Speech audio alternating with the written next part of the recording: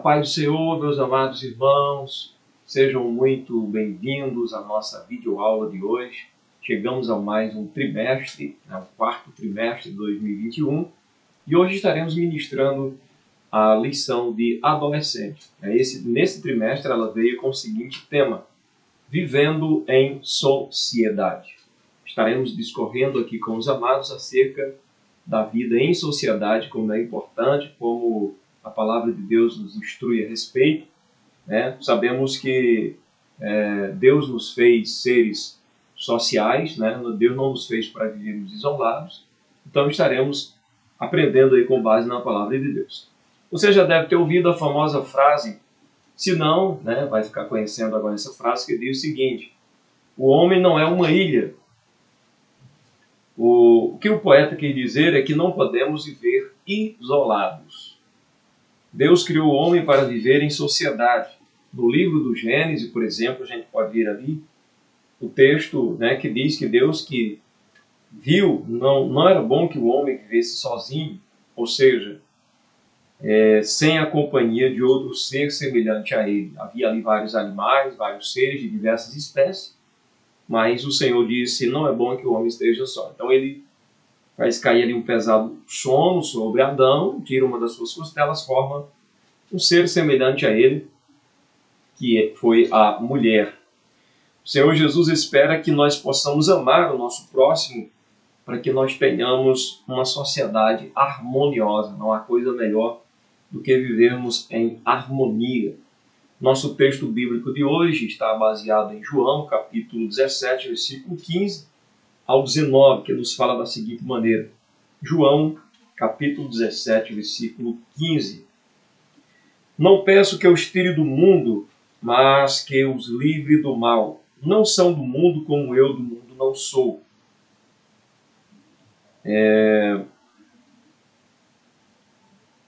Como eu do mundo não sou. Versículo de número 17. Santifica-os na verdade, a tua palavra é a verdade. Assim como tu me enviaste ao mundo, também eu os enviei ao mundo. E por eles me santifico a mim mesmo, para que também eles sejam santificados na verdade. Veja que Deus não tem o objetivo de tirar os seus seguidores do mundo, mas de aperfeiçoar, transformar, santificar a sua vida em meio à sociedade. Então o Senhor não aconselha, não recomenda o isolamento, mas recomenda a santificação. Nosso destaque, nós temos Romanos 12, versículo 2, a parte A, que diz assim: não vivam como vivem as pessoas deste mundo, mas deixem que Deus os transforme por meio de uma completa mudança da mente de vocês. Quando a palavra de Deus nos traz esse ensinamento, não está nos ensinando a nos isolarmos, pelo contrário, está nos ensinando a viver diferente.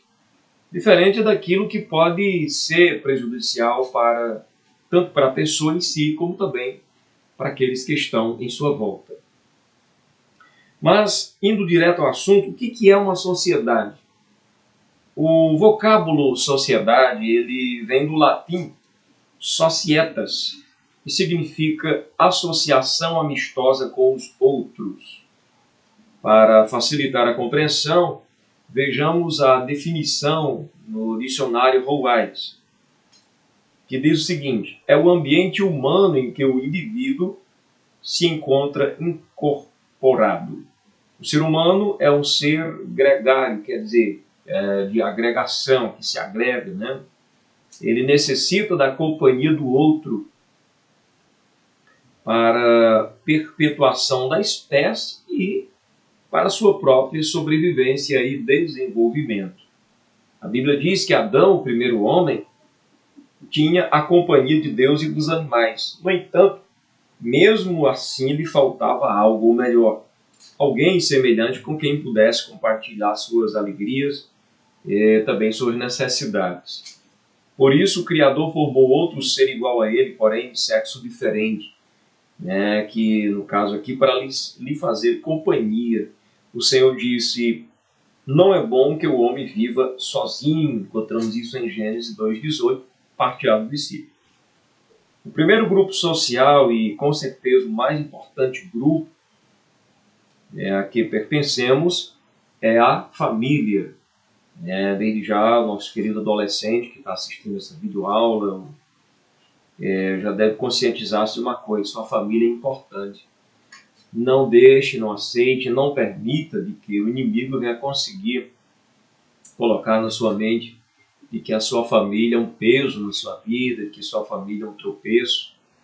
Não permita isso. Pelo contrário, viva em família, porque é a primeira sociedade que você está inserido. Depois daí você vai ser inserido em outros grupos sociais, por exemplo, escola, igreja, empresa, enfim. Com ela, com a família, que aprendemos as nossas primeiras regras, valores, crenças e virtudes que nos prepararão para que mais tarde sejamos inseridos em outros grupos sociais. Como, por exemplo, como já citei, a escola, a igreja e algum outro grupo social. Bem, sabemos que durante a trajetória humana aconteceram mudanças sociais, Assim como as famílias, as sociedades não são imutáveis. Elas sofrem alterações ao longo dos anos. Já tivemos as sociedades primitivas, tivemos a sociedade antiga, a medieval e conhecemos agora a sociedade moderna. A ciência que estuda os fenômenos da vida em sociedade é a sociologia. Tal ciência argumenta que cada sociedade tem suas normas e padrões. Entretanto, esses padrões e normas também sofrem mudanças com o passar dos anos. São muitos os fatores que favorecem as mudanças sociais e culturais de uma sociedade. O crescimento econômico e industrial certamente provoca mudanças significativas para um país, mas não é só o crescimento econômico que gera mudanças. Uma guerra e revolta política, por exemplo, também provoca mudanças, traz importantes modificações sociais. É o que temos visto em nações como Iraque, Síria, Turquia, países que vivem em conflitos, países que tinham tudo para serem cada vez mais, vamos dizer assim, ter uma sociedade justa, uma sociedade mais nobre, mais assegurada com direitos e deveres, mas devido aos conflitos, embora haja ali fontes de petróleo, por exemplo, que poderiam trazer um bom PIB para aqueles países, a maioria das pessoas vive numa pobreza extrema. No entanto, toda alteração tem um lado bom e outro ruim. Por exemplo, as novas tecnologias empregadas pelas empresas fazem a indústria crescer, faz o comércio vender, além de gerar crescimento. Contudo, muitos acabam perdendo o emprego, pois as máquinas que são utilizadas para aumentar a produção substituem o trabalho humano. À medida que vão utilizando máquinas cada vez mais modernas, o processo de produção vai sendo acelerado e o desemprego também. Isso é um fato, é uma realidade. Menos pessoas. Uma empresa que utilizar-se aí de 2.000 funcionários vai colocar alguns maquinários e vai precisar, vamos supor, apenas de 50. Isso vai cair drasticamente, bruscamente, devido ao aumento da tecnologia. O lado bom, a produção aumenta rapidamente. O lado ruim, menos humanos trabalhando. Já vimos que as sociedades não são imutáveis, por isso nossos padrões morais e sociais devem estar pautados nos preceitos bíblicos, que são eternos e imutáveis, como afirma o apóstolo Pedro. 1 Pedro 1,25, parte A do versículo, está escrito: mas a palavra do Senhor dura para sempre. Por isso, precisamos conhecê-los, Conhecer o quê? Os preceitos da palavra de Deus. Para ser feliz, nós não precisamos de inovações, para sermos pessoas completas e felizes. Não precisamos buscar coisas que amutue sobre as nossas vidas e nos mude a moral, o caráter para pior. Não precisamos, né? O que nós precisamos, na verdade, é viver em sociedade, porém respeitando ao nosso próximo, respeitando seus limites, né? Respeitando a posição de cada um, se relacionando bem e não perdendo a comunhão com Deus dos céus. Se não conhecermos a palavra de Deus, como iremos contestar as vãs filosofias que estão presentes em nossa sociedade? Existem vãos ensinamentos, vãos pensamentos presentes em nossa sociedade. Já ouvimos aqui que a família é a base, a primeira sociedade, né, que nós participamos. E existem pensamentos filosóficos, ideológicos já que estão tentando mudar isso, eliminar, destruir, desestabilizar, desestruturar a família, essa instituição tão maravilhosa que Deus criou. Então o povo de Deus por diversas vezes caiu na apostasia por não conhecer as Escrituras e ao Senhor. Eu queria exortar aqui o amado adolescente que me ouve, ou até mesmo você adulto, você amado irmão, você que ainda não é convertido ao Evangelho. A Bíblia diz, através do profeta Osés, que o povo de Deus foi destruído porque lhes faltou conhecimento. Não faltava conhecimento, digamos assim, conhecimento que viesse enriquecer a intelectualidade deles. Não era esse tipo de conhecimento. Não era conhecimento escolar que faltava, né, de uma formatura, de uma faculdade. Faltava conhecimento de Deus. E tudo o que mais a gente precisa é ter conhecimento do Senhor, porque o conhecimento de Deus nos liberta da apostasia, do erro, do mal, enfim. Nós vivemos uma vida mais justa e mais equilibrada. A Bíblia vai relatar a história de Noé, um cidadão justo e bom, que vivia numa sociedade corrupta e perversa. A sociedade se corrompeu de tal maneira que Deus revelou a Noé que iria enviar um dilúvio e acabar com tudo. Olha até que nível chegou a maldade aí nessa sociedade. Quando a corrupção cresce demasiadamente, atingindo a moral da sociedade, veja que isso é uma coisa que não é bom, não é bom para ninguém. Observe esse momento em que o Noé quase que invadiram a sua casa para abusar daqueles homens que estavam com ele, que no caso eram os anjos do Senhor, que tinham sido enviados para aquele lugar. Só não acabaram com a vida do Noé, só não humilharam ele ou chegaram até mesmo a matá-lo, porque os anjos feriram aquelas pessoas de cegueira e eles não conseguiram encontrar a porta. Então, a sociedade nesse tempo estava completamente pervertida e corrompida.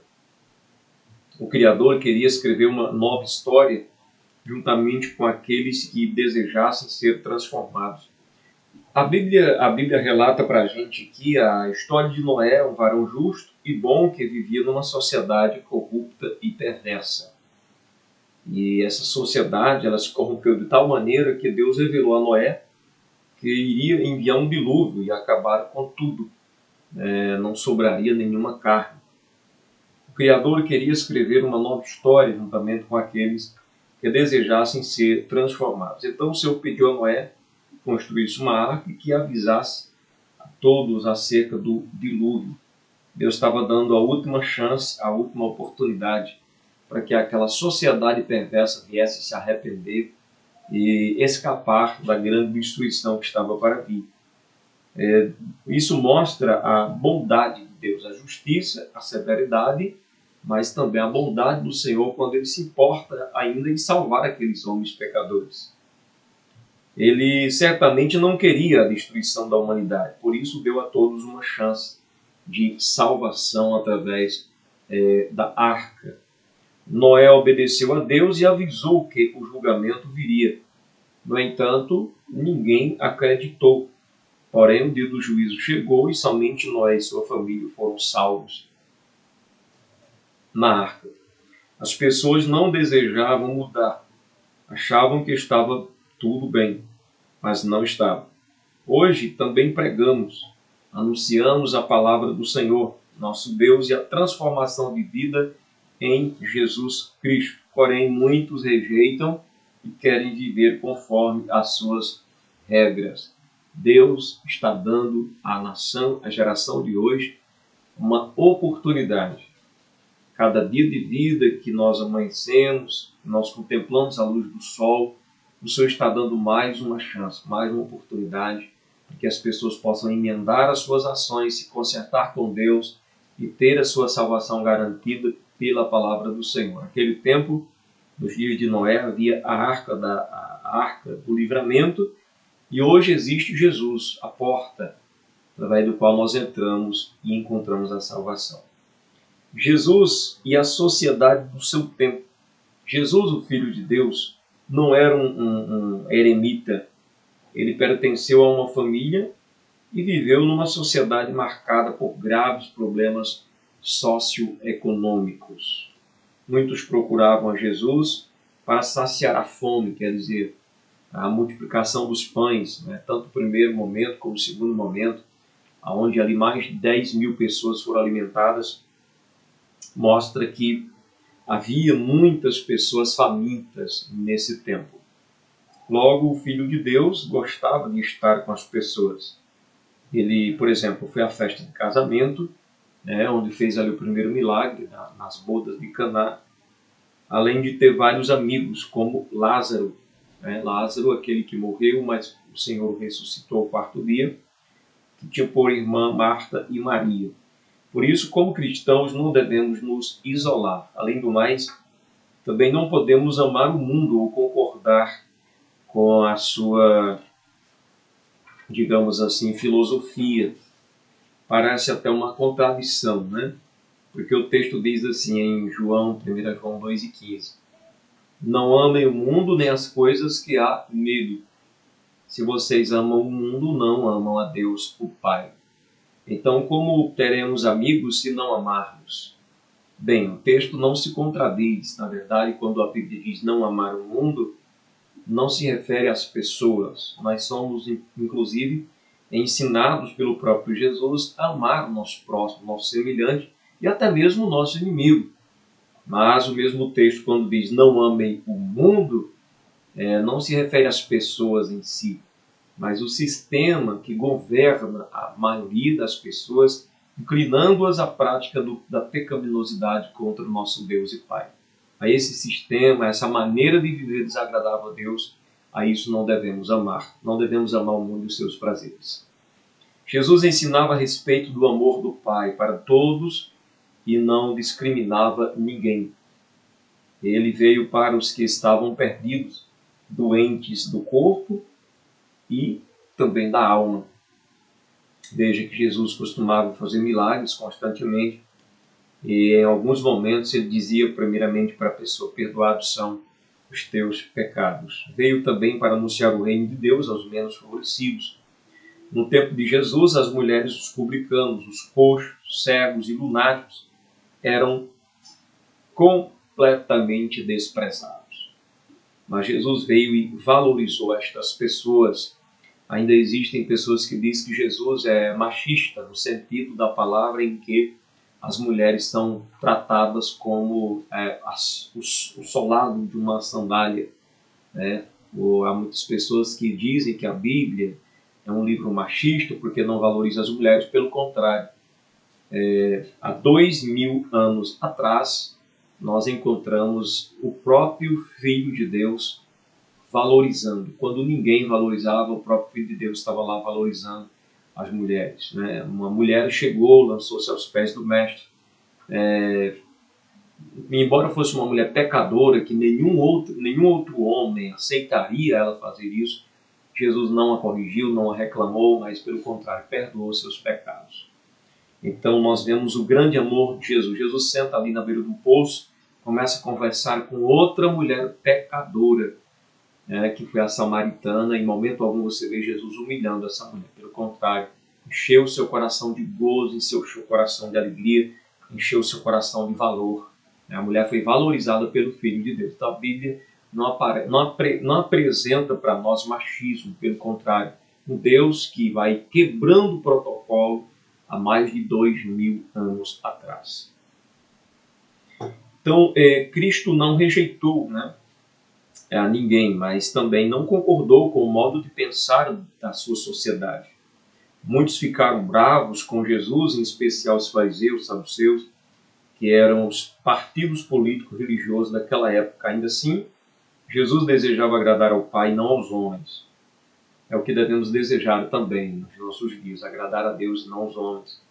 Muitos podem discordar de nossas crenças e valores, mas não devemos desagradar a Deus para agradar ao grupo em que estamos inseridos. Devemos amar as pessoas à nossa volta, respeitar, buscar sempre o bem de cada uma delas. Mas se elas não concordam com a nossa fé, se eles não concordam com a nossa crença e com nossos valores, aí não podemos abrir mão da nossa crença em Deus, dos nossos valores, que são de origem, né, da própria palavra de Deus, para agradar um grupo que não pode salvar, que não pode nos conduzir à vida eterna. Deus sempre em primeiro lugar. Jesus não só amou as pessoas, como também deu a elas o que precisavam. O Filho de Deus repartiu o pão, né, curou os cegos, libertou os cativos. O que você tem oferecido à sua comunidade? No mínimo, você tem oferecido uma mão amiga, né, o Evangelho, a palavra de Deus. Se alguém tem fome, temos partido pão com essas pessoas. É isso que o Senhor deseja que façamos. Bom testemunho. Último capítulo. Jesus enviou discípulos a uma sociedade carente. O Filho de Deus veio ao mundo com uma missão: resgatar a humanidade pecadora. Ele cumpriu sua tarefa, morreu na cruz, ressuscitou o terceiro dia por amor a nós. Depois de subir aos céus, seus discípulos dariam continuidade à sua obra. E a palavra vai dizer: mas o Senhor não iria retirá-los deste mundo, mas sim enviá-los para que fizessem a diferença na sociedade em que estavam inseridos. Quer dizer, Deus não quer tirar a gente daqui, Deus não quer nos tirar deste mundo, mas nos deixar nesse mundo para que possamos transmitir a vontade do coração de Deus àqueles que necessitam conhecer a vontade do Pai para ter vida eterna. Então, querido, é necessário que, como cristão, você possa viver de maneira a fazer a diferença. Aí vem a pergunta: você como cristão tem feito a diferença? Fazer a diferença não é viver uma vida soberba. Eu sou melhor que todos, eu sou o mais justo dessa sociedade. Mas é deixar as pessoas verem a justiça acontecendo. Deixar as pessoas verem a luz, contemplarem a luz de Deus na sua vida. E isso vai ajudá-los a encontrar o caminho. Já vimos que a família é o grupo social mais importante, né, de uma sociedade.